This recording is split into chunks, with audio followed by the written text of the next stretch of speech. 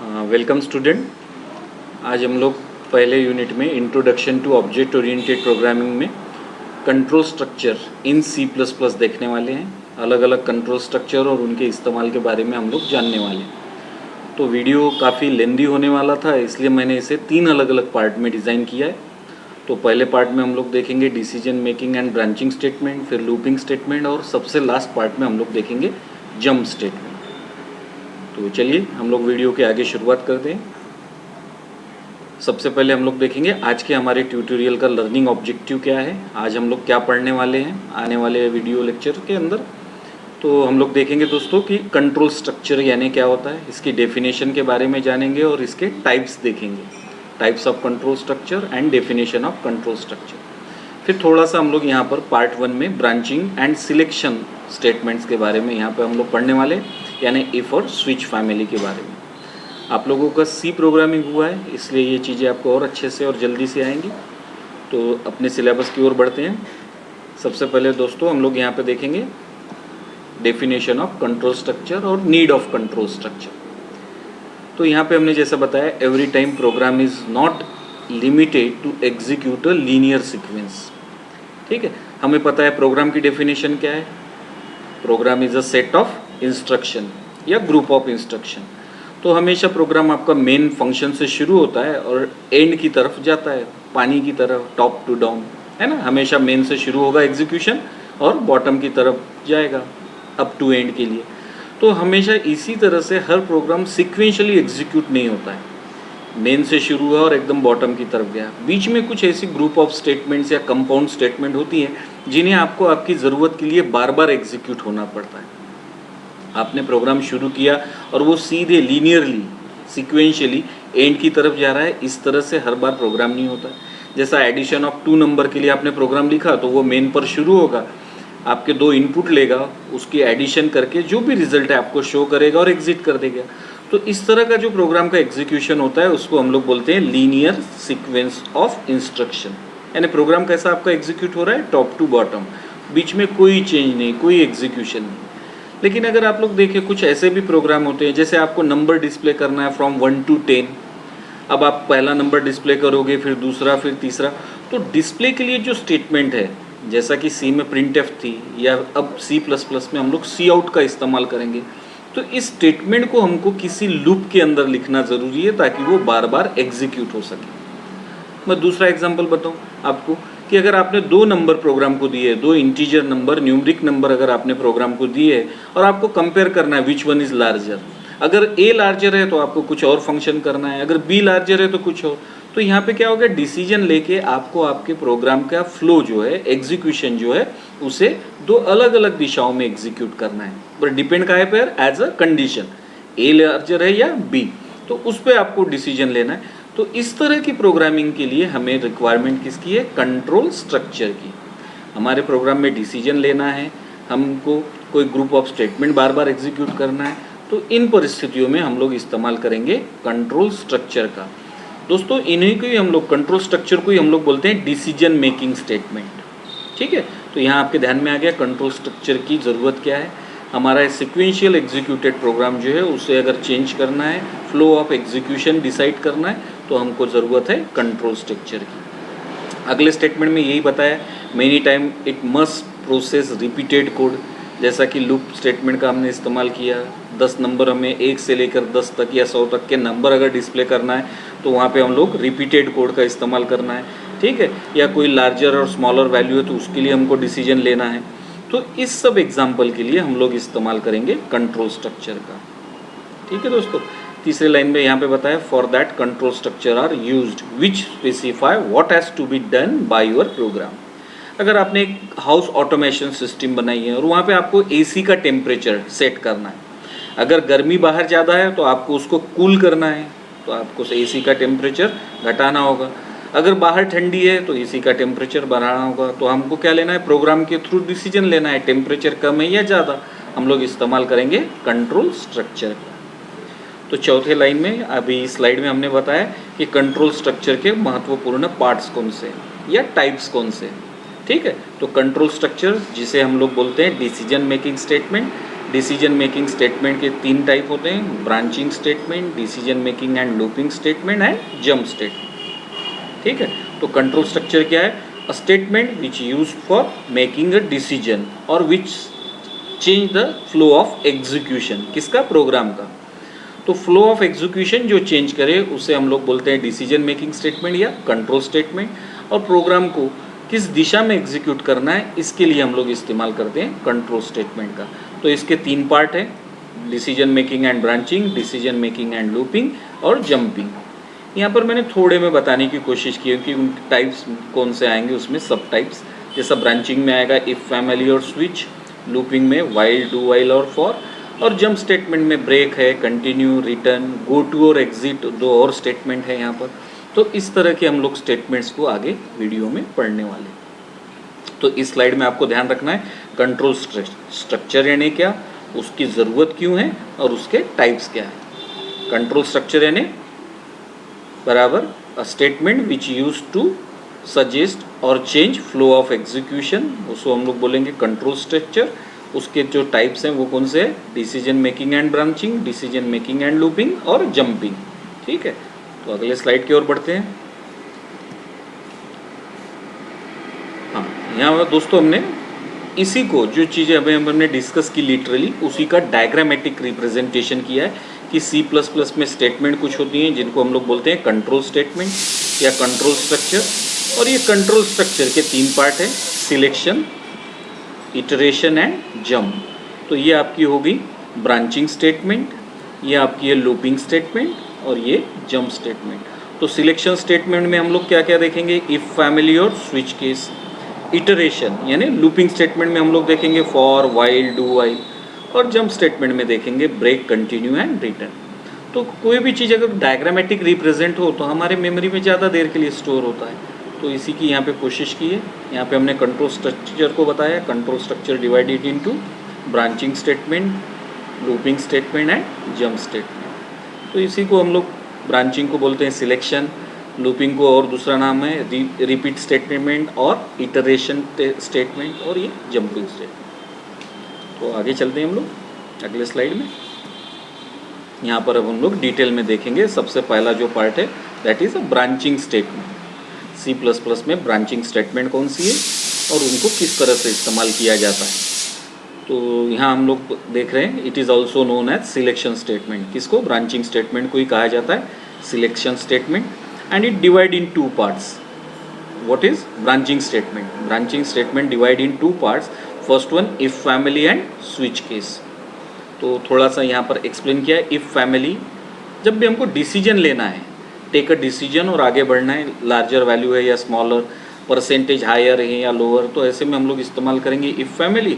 और if family में जो टाइप है वो है सिंपल इफ़ एल्स या एल्स इफ, इसको हम लोग लैडर स्टेटमेंट भी बोलते हैं, और नेस्टेड इफ़। तो इस तरह की 4 जो इफ़ के टाइप्स हैं उनका हम लोग इस्तेमाल करते हैं इफ़ में, तो इसको बोला जाता है if family.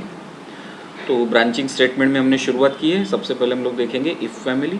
If family members हैं 4, simple if else, else if और नेस्टेड। तो आगे हम लोग देखेंगे सबसे पहले सिंपल इफ़। यहाँ पर टाइटल में कंट्रोल स्ट्रक्चर है ब्रांचिंग स्टेटमेंट और उसका सबसे पहला जो कंटेंट है सिंपल इफ़। तो हम लोग देखेंगे सिंपल इफ़ को इस्तेमाल कब करना है, उसका सिंटैक्स क्या है और उसका इस्तेमाल किस तरह से C++ प्रोग्रामिंग में होने वाला है। तो यहाँ पर सबसे पहले हम लोग देख रहे हैं यहाँ if statement is use to run a block of code only when certain condition is meet. तो विद्यार्थी मित्रों यहाँ पर हम लोग एक कंडीशन देने वाले हैं। अगर आपकी कंडीशन ट्रू होती है, सेट होती है, तो हम लोग एक पार्ट एग्जीक्यूट करेंगे, अदरवाइज आगे एग्जीक्यूशन करेंगे।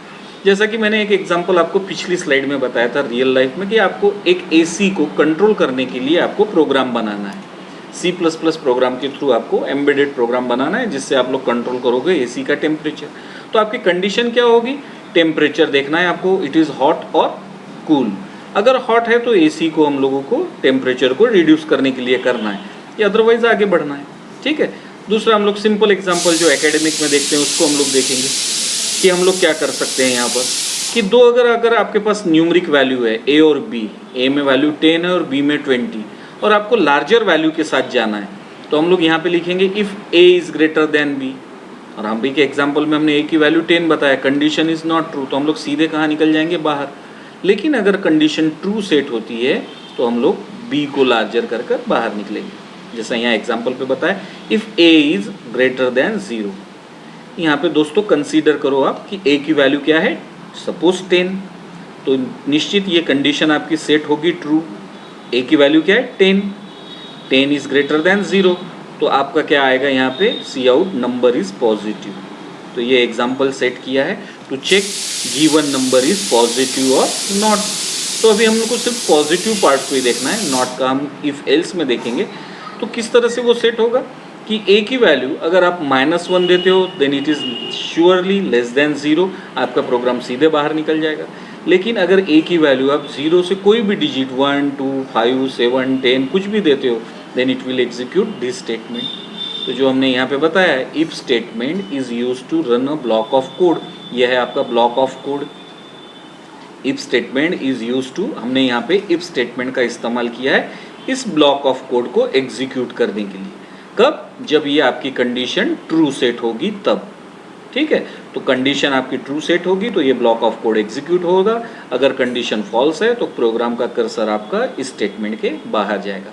तो ऐसे सिचुएशन में जब भी आपको एक ग्रुप ऑफ कोड या सिंगल कोड को एग्जीक्यूट करना है ऑन कंडीशन बेस, हम लोग इस्तेमाल करेंगे सिंपल इफ का। आगे बढ़ते हैं कि अगर हमारे पास में दो ऑप्शन है, एक कंडीशन दो ऑप्शन, जैसा अभी अभी हमने यहाँ पर देखा है कि नंबर इज पॉजिटिव और निगेटिव। अगर आपका वैल्यू 0 से लेस है तो श्योर शॉट आपका नंबर क्या होगा, निगेटिव। लेकिन अगर वो 0 से बड़ा है तो निश्चित वो क्या होगा, पॉजिटिव। तो सिंगल कंडीशन पे हमारे पास में क्या है, मल्टीपल ऑप्शन, एक से ज़्यादा ऑप्शन में 2 ऑप्शन है। तो इस केस में हम लोग इस्तेमाल करेंगे इफ़ एल्स का। जैसा हम लोगों का पासिंग क्राइटेरिया है more than 40, if subject mark is more than 40 then student is passed, otherwise failed. तो इस सिचुएशन में हम लोग इस्तेमाल करेंगे इफ़ कंडीशन का, जो इफ़ फैमिली का सेकंड स्टेटमेंट है। तो यहाँ पर हमने बताया एज्यूम हैव 2 ऑप्शंस, आपके पास में 2 पर्याय हैं और only one has to be execute, उनमें से किसी एक को ही आपको एग्जीक्यूट करना है। तो ऐसे में हम लोग इफ़ एल्स कंडीशन का इस्तेमाल करेंगे। 2 ऑप्शन है, 2 ब्लॉक ऑफ कोड है, किसी एक को एग्जीक्यूट करना है, ये एक सिंगल कंडीशन पे डिसाइड करना है, हम लोग इस्तेमाल करेंगे इफ़ एल्स का। इसी के लिए दोस्तों हम लोग ट्रिनरी ऑपरेटर, जिसको कंडीशनल ऑपरेटर बोलते हैं, उसका भी इस्तेमाल कर सकते हैं अगर सिंगल लाइन में करना है। यहाँ मल्टीपल लाइन से सिंगल लाइन पर इसे ही लाना है तो हम लोग ट्रिनरी ऑपरेटर का भी इस्तेमाल करेंगे। तो पिछले वीडियो स्लाइड में हमने देखा यहाँ पर कि use of simple if, single condition single block of code है तो हम लोग इस्तेमाल करेंगे इफ़ का। अगर हमारे पास single condition but multiple block है तो हम लोग इस्तेमाल करेंगे इफ़ एल्स का। आगे किस वीडियो में हम लोग देखते हैं, यहाँ पर अगर हमारे पास में multiple condition and multiple options, जैसा कि देखो यहाँ पर सिंटैक्स में बताया, यहाँ पे कंडीशन कितनी है, 2 अलग अलग कंडीशन के लिए अलग अलग ब्लॉक ऑफ कोड हैं। तो हम लोग, लेकिन उनमें कहीं कुछ रिलेशन है तो हम लोग इस्तेमाल करेंगे इफ़ एल्स इफ़, यानी लैडर इफ़ एल्स स्टेटमेंट का हम लोग यहाँ पर इस्तेमाल करेंगे। ठीक है, तो यहाँ पर वही बताया है, to meet the situation of multiple option and multiple condition we use else if statement. एक से ज़्यादा कंडीशन, एक से ज़्यादा ऑप्शन, लेकिन अगर वो रिलेटेड हैं तो हम लोग इस्तेमाल करते हैं इफ़ एल्स इफ। अब इसको आप समझने की कोशिश करो कुछ इस तरह से, जैसा हम लोगों की ब्रांच क्या है, कंप्यूटर, तो यहाँ पे कंडीशन होगी कि ब्रांच इज कंप्यूटर। अब कंप्यूटर ब्रांच में भी हम लोगों को मित्रों पता है हमारी 2 ब्रांचेस और बन सकती हैं, हार्डवेयर एंड सॉफ्टवेयर। तो आपका इंटरेस्ट हार्डवेयर की तरफ है या सॉफ्टवेयर की तरफ। तो कंप्यूटर ब्रांच सिलेक्ट होने के बाद अगर हमको आगे कुछ और इसी से रिलेटेड काम करना है तो हम लोग इस्तेमाल कर सकते हैं इफ़ एल्स।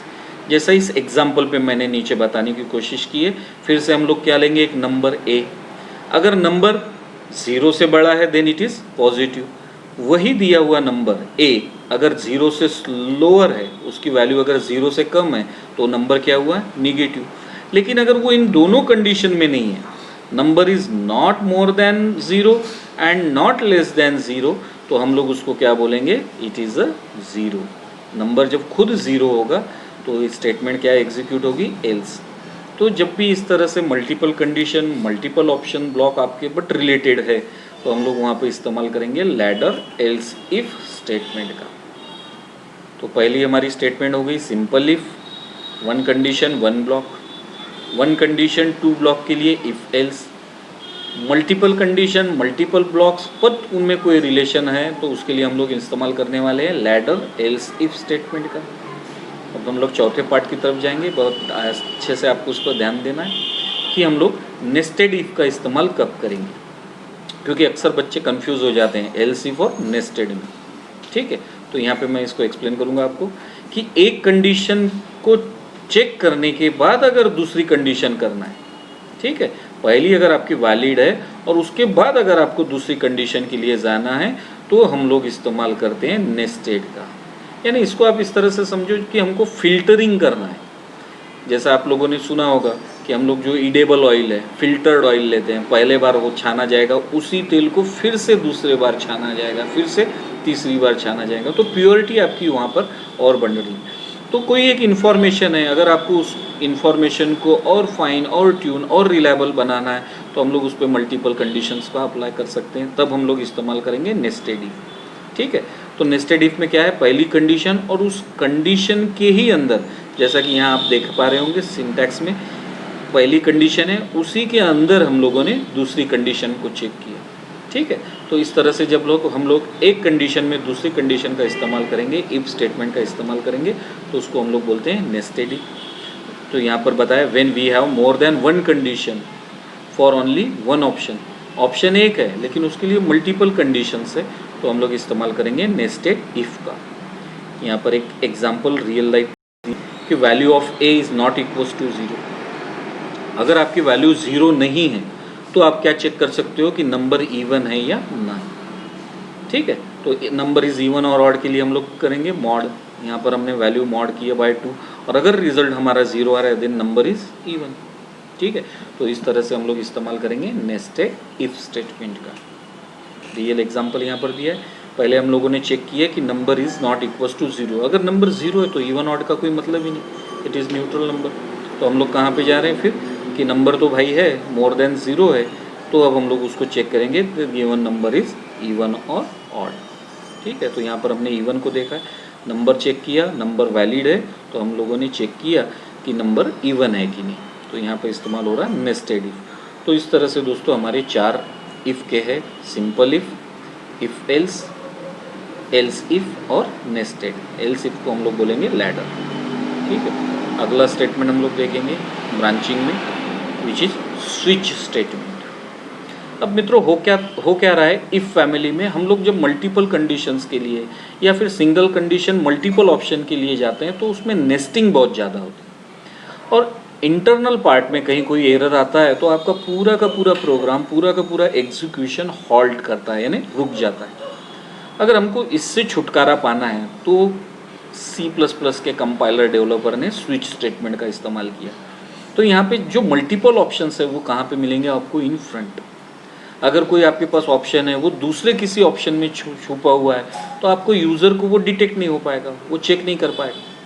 अगर आपको वहाँ पर बचना है, आपके यूज़र को आपको मल्टीपल ऑप्शन एट फ्रंट बताने हैं, तो हम लोग वहाँ पे इस्तेमाल करेंगे स्विच स्टेटमेंट का। स्विच स्टेटमेंट में भी क्या इस्तेमाल होगा, single condition and multiple option. यहाँ पर मित्रों आप बहुत अच्छे से ध्यान दो क्योंकि पेपर में डिफरेंस पूछते हैं between if and switch. If के 4 फैमिली मेम्बर है, स्विच में कोई फैमिली मेम्बर नहीं। दूसरा, इफ़ में हम लोग नेस्टिंग बहुत ज़्यादा करते हैं तो एरर फाइंडिंग मुश्किल हो जाता है, लेकिन स्विच में इस तरह का प्रॉब्लम नहीं, सिंगल एक्सप्रेशन है और मल्टीपल ऑप्शन एट फ्रंट होता है। ठीक है, तीसरा और डिफरेंस है कि स्विच में हम लोग सिर्फ इंटीजर या कैरेक्टर वैल्यू को ही चेक कर सकते हैं, लेकिन इफ़ में आप लोग बुलियन वैल्यू को भी चेक कर सकते हैं। यहाँ पर मित्रों बुलियन नहीं चेक होगी। ठीक है, तो इस तरह का एक और डिफरेंस है। और लास्ट में सिंटैक्स और एग्जाम्पल। अक्सर बच्चे वीडियो के बाद में मुझसे सवाल पूछते हैं, सर डिफरेंसेस क्या है कहाँ। आप वीडियो लेक्चर पर ही ध्यान दो, कॉन्सेंट्रेट करो, मैं वहाँ पर कहीं ना कहीं एक्सप्लेन करता हूँ और important point as per exam point of view है तो वो भी मैं आपसे शेयर करता हूँ।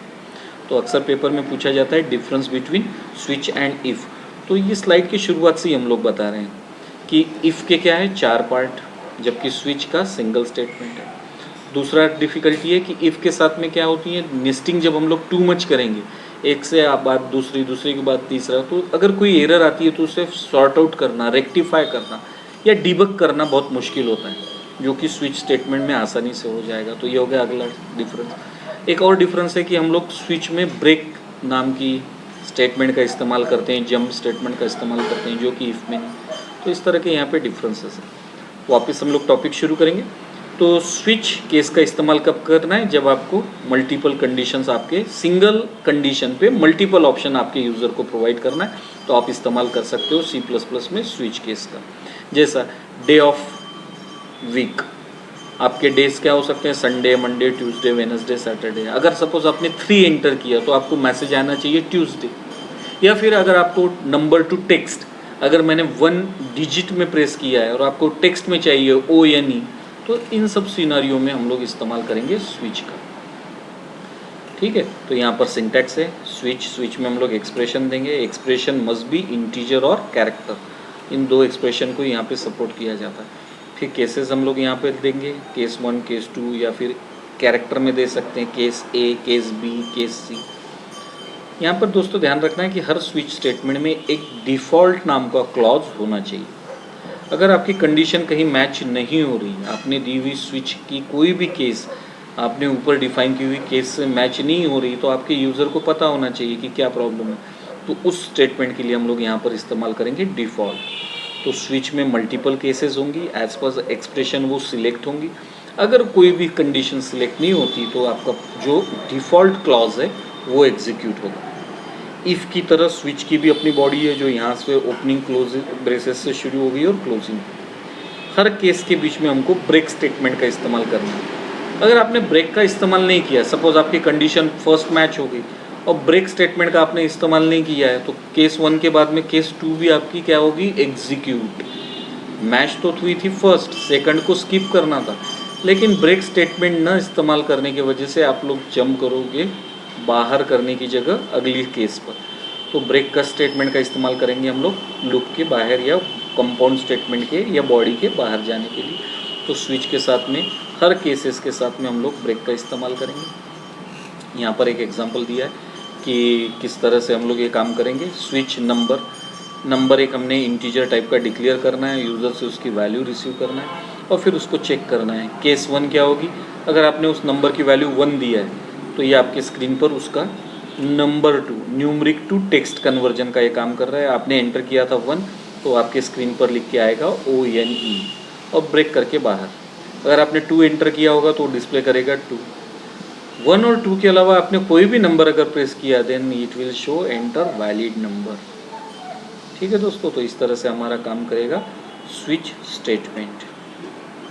अब हम लोग अपने वीडियो ट्यूटोरियल के लास्ट पार्ट में आए, जहाँ पर हम लोग देखेंगे कि आज के वीडियो में हमने क्या पढ़ा है। ये रिकॉल सेक्शन है, आपने जो भी पढ़ा बहुत ध्यान से यहाँ पर रिकॉल करना है। आपने पढ़ा कंट्रोल स्ट्रक्चर।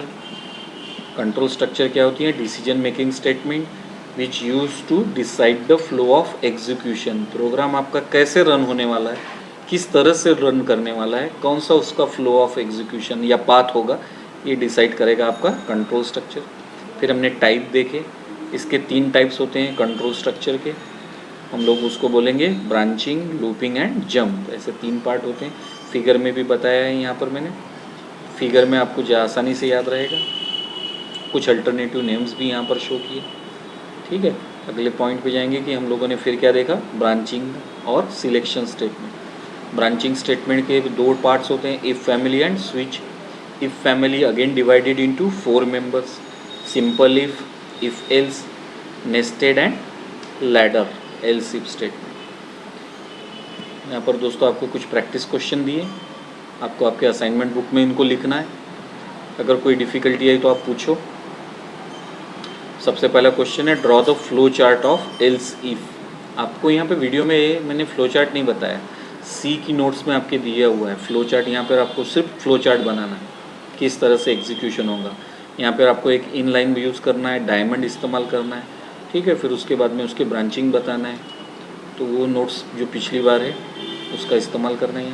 फिर आपको लिखना है advantage of using control statement. Control statement के इस्तेमाल की वजह से आपके प्रोग्राम के ऊपर आपकी पकड़ बढ़ जाती है, आप डिसीजन ले सकते हो, चेंज ऑफ एग्जीक्यूशन कर सकते हो, मल्टीपल स्टेटमेंट्स एग्जीक्यूट कर सकते हो। तो ये सारे एडवांटेज आपको यहाँ पर लिखना है। फिर लिस्ट वेरियस कंट्रोल स्टेटमेंट है, तो ये पूछा हुआ है कई बार एमएसबीटी के पेपर में। कंट्रोल स्टेटमेंट के use, list various control statement used in C++। तो कौन कौन से कंट्रोल स्टेटमेंट, पहले टाइप लिखेंगे, ब्रांचिंग।